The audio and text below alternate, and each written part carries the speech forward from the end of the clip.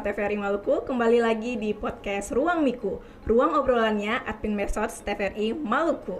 Ya, hari ini kita udah kedatangan dari Kabeta. Hari ini sudah ada Kak Vita. Halo Kak Vita, bagaimana kabarnya? Baik, alhamdulillah. Ya, bagaimana perasaannya diundang di podcast Ruang Miku hari ini? Wah, ini excited ya, ya? menarik dan ini kesempatan kita untuk ngobrol-ngobrol lebih banyak. Iya, jadi Kabeta ini merupakan kerajinan yang terinspirasi dari keindahan alam dan juga kebudayaan dari Kepulauan Maluku. Itu bagaimana tuh awal mulanya Kabeta ini terbentuk, bagaimana nih Kak?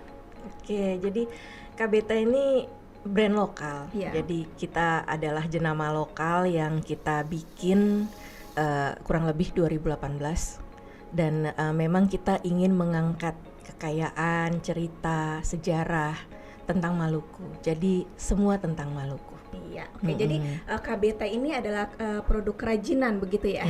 Ya, bisa dijadikan oleh-oleh dan juga untuk fashion anak muda juga bisa kan ya Kak ya? Iya, jadi kebetulan memang kita bergerak di bidang industri kreatif dan memang saya latar belakang desain dan memang kita banyak mengangkat produk-produk yang tradisional atau mungkin punya cerita-cerita yang berhubungan dengan Maluku yang kemudian kita kemas menjadi bentuk yang modern. Kebetulan memang produk unggulannya itu saat ini tas gitu. Walaupun memang ada beberapa di antaranya ada aksesoris, ada fashion juga. Tapi memang unggulan kami itu adalah tas. Oke, jadi produk unggulannya Kabeta sendiri adalah tas ya. Udah sejak kapan Kabeta ini berdiri gitu? Jadi itu tadi tahun 2018. Walaupun memang sebelumnya kita sudah ada bikin merchandise gitu untuk teman-teman, untuk komunitas. Maka dari sejak itulah kita sudah mulai terinspirasi untuk kenapa tidak produk yang khas Maluku. Itu yang kita angkat. Oke. Melihat besarnya Kabeta sekarang ini, sebenarnya berapa banyak orang sih yang terlibat Kak untuk dalam Kabeta ini sendiri? Siapa aja sih yang terlibat di Kabeta Besar ini? seperti apa Kak? Kayaknya udah terkenal sekali soalnya produknya ini ada di mana-mana. Amin. Terima kasih apresiasinya. Ya, saya juga terima kasih nih sudah diundang ke TVRI karena wow ya, seperti itu anggapannya. Alhamdulillah. Jadi memang saat ini kita mungkin karena kekuatan digital juga ya, mungkin ya. Jadi dalam sejarah perkembangan kami yang ternyata tidak terasa sudah tahun ke-6, kita mengalami pandemi lumayan. Jadi pada masa-masa itu memang kita fokus pendalamannya itu belajar digital, pengembangan yang lebih ke virtual ya. Jadi mungkin dari situ makanya akhirnya sekarang kita bisa petik hasilnya. Iya. Menariknya ini saya pas pertama kali dengar nama produknya Kabeta jadi penasaran. Kenapa namanya Kabeta Kak? Oke. Jadi Kabeta tuh sebenarnya simple sih. Saya orangnya simple. Jadi kalau misalnya mau cari ide atau nama, saya cari aja yang mungkin lebih ke lokal, lebih khas Maluku tapi gampang diingat. Ya Kabeta. Kabeta itu artinya ke saya. Oh, ke saya. Jadi cerita Kabeta. kita kalau misalnya teman-teman, keluarga, kalau misalnya tiap kali mau pi balik ke Jawa, toh dong cari oleh-oleh, dong cari oleh-oleh ini ke mana? Nah, jadi disitulah muncul kesini aja, ke situ aja. Jadi kenapa sing Kabeta? Gitu, simple. Oke, baik. Gampang diingat. Iya.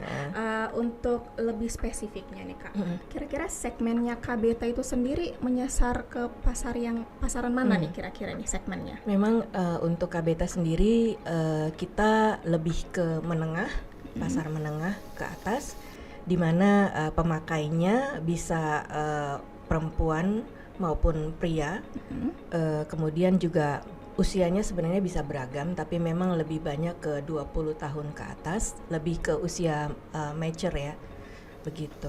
Oke, jadi ini sebenarnya produknya ini bisa dipakai mulai dari anak kuliahan juga bisa nggak sih Kak? Bisa ya, anak kuliahan, orang kerja gitu ya, bisa banget ya untuk oleh-oleh, cenderamata gitu ya. Makanya kalau misalnya lihat desain-desain kami di Instagram itu, kita memang fokus di produk yang garisnya simple, modern, sehingga orang tidak terkotak-kotak untuk ini hanya untuk dia aja, ini untuk si ini saja, tidak. Jadi kita berusaha untuk masuk ke berbagai kalangan, apakah itu pelajar, eksekutif, atau mungkin bapak atau ibu gitu. Dan produk-produk kami memang inginnya bisa tidak saja untuk dipakai sendiri, tapi nanti bisa sebagai hadiah untuk oleh-oleh gitu.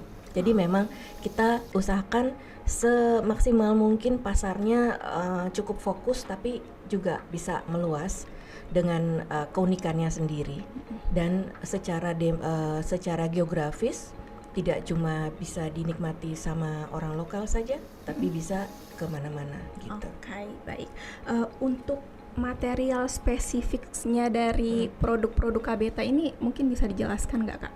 Oh iya, jadi kita sebenarnya menggunakan material yang paling dekat yang ada di sekitar kami. Saya kebetulan memang pekerjaan saya sebelumnya itu di bidang interior. Jadi saya banyak menyentuh material-material upholstery seperti itu, bantal ya. Kemudian akhirnya dari situlah kita bikin jadi tas. Nah, untuk tenun, karena memang ini yang paling menarik sebenarnya yang kita bisa angkat dari Maluku, dan memang dia sudah yang paling produksinya lumayan banyak gitu kan di Ambon, selain di Tanimbar sendiri. Kebetulan memang kita pakainya kebanyakan tenun Tanimbar gitu. Jadi kebanyakan kita pakai barang yang paling dekat yang ada di sekitar kami.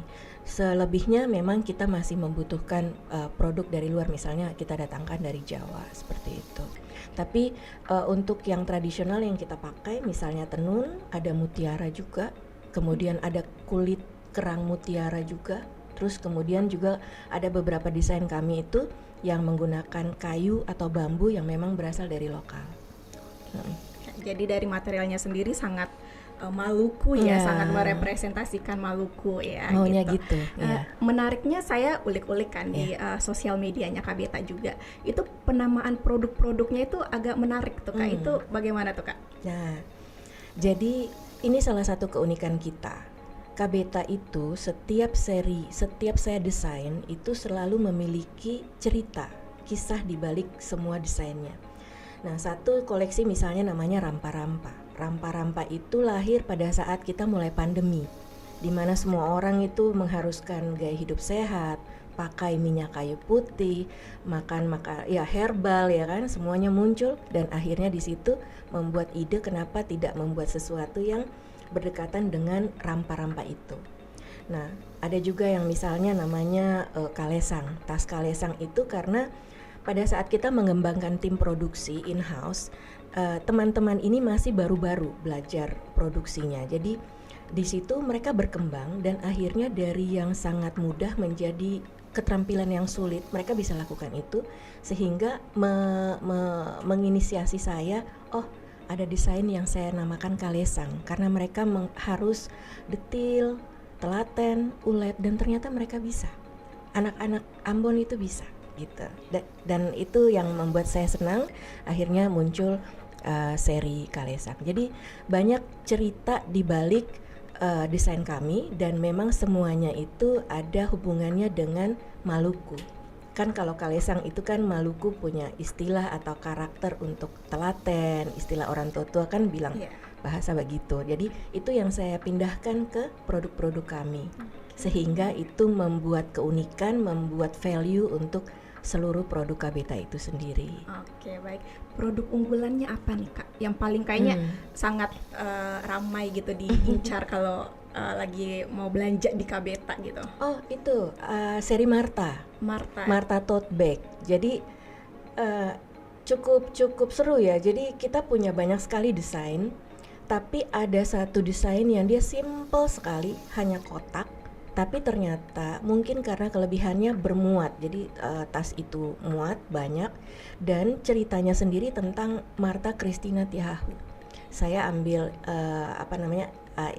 inspirasinya dari situ, di mana tas itu saya bikin desain kuat, simple, tapi tetap elegan dan cantik, dan dia bisa mengharumkan nama Maluku gitu. Dan ternyata memang alhamdulillah seri Marta ini ternyata membawa kita juga ke G20. Soal yang tadi tentang dia menjadi cenderamata, Kabeta bisa menjadi cenderamata di G20, itu menarik banget tuh. Itu bagaimana tuh Kak ceritanya? Alhamdulillah ya, ini sebuah anugerah yang saya pikir tidak akan sampai ke sana ya. Ternyata itu kita capai pada tahun keempat Kabeta.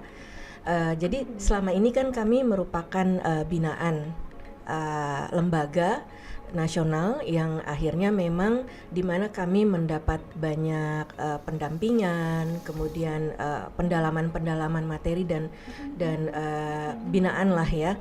Nah, kemudian kita juga banyak diberi kesempatan untuk dibuka pasar gitu.